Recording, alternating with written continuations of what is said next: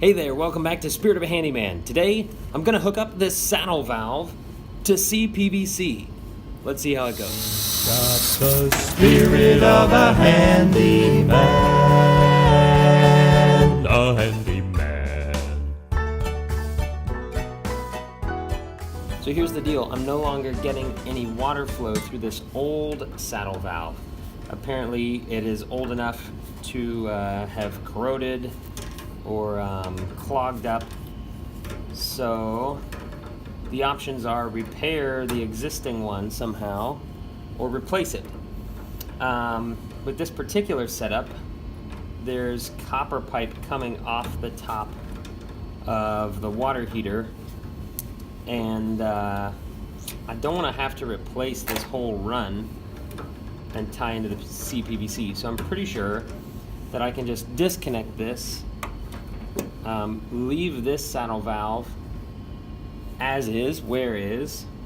It's in the closed position, and just tap in a new one up here and hook up my pipe to that. So that's what I'm gonna try to do. This seems fairly self-explanatory. $9 at the local hardware store. It says turn off water supply. There will be a little bit of pressure, so I should probably go grab a towel. The way that this thing works is as you tighten this valve, this little nail basically extends forward and pierces the piping. My fear is that as it comes up against this CPVC, I don't want this to crack. So what I'm gonna do is I'm gonna go ahead and pre-drill a hole that is a little bit smaller than this needle. I'm gonna just tap it into the side of this. It'll probably leak a little bit. And then I'm gonna line this up and just go ahead and position it so that it's already in the existing hole instead of using this to actually pierce the CPVC. Let's see how this goes.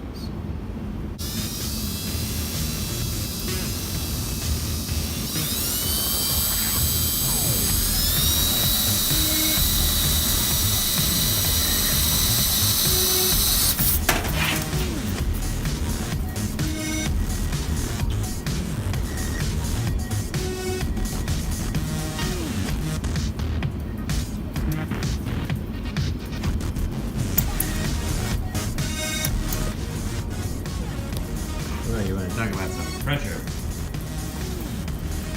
Now that is impressive. Gratefully, there's a floor drain right there, and so we're just relieving the pressure right at it. Man, I did not think that through. It's gonna relieve all the hot water pressure in the house. So we're gonna be here for a while.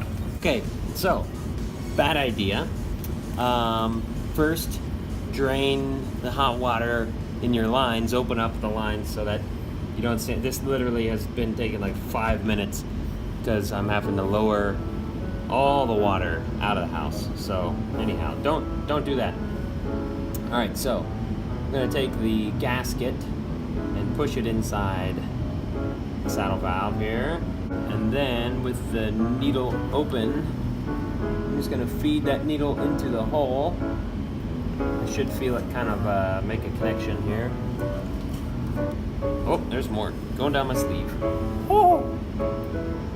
Alright, the gasket only fits one way, so I want to make sure that that's aligned with the direction of the pipe. Don't over tighten, because then we're going to crush the pipe and have to do exactly what I'm trying to avoid. At the same time, I don't want it to be too loose, because I do want it to work. So I've got my clutch set at 16.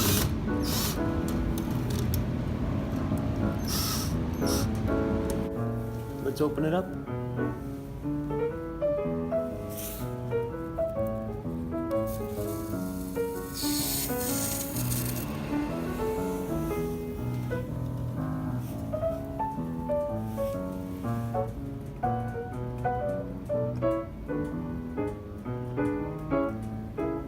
Half expecting this to like burst off into my face.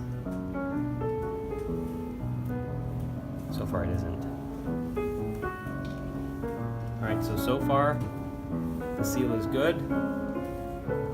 It's filling the lines of the house up again, so If it's no good, then it's gonna be a pain in the butt.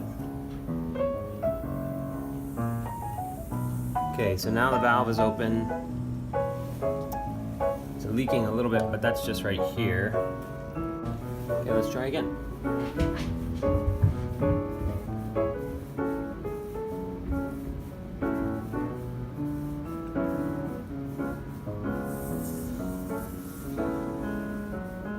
Hear it? Fully open.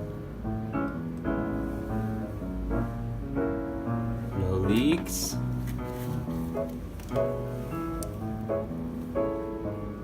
Saving money. Doing it ourselves. I think that's it. Alright, so that line runs down here, controlled by the humidistat. Goes through this little guy, you can hear it working hard. And there it is. Success. This thing hasn't been running for years.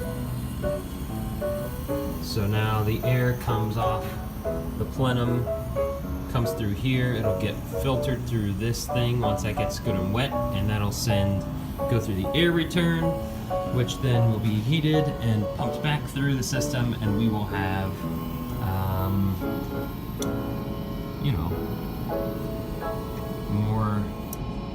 little more humidified air. Sweet. So there you have it. That's how to hook up a saddle valve or a T-valve, whatever you want to call it, by yourself. Save yourself the money instead of having to call the plumber, and do it in, I think this took me about 20 or 30 minutes. Hopefully this inspires you to get out there and be handy. Subscribe and stay tuned for more updates from Spirit of a Handyman. He's got the spirit of a handyman.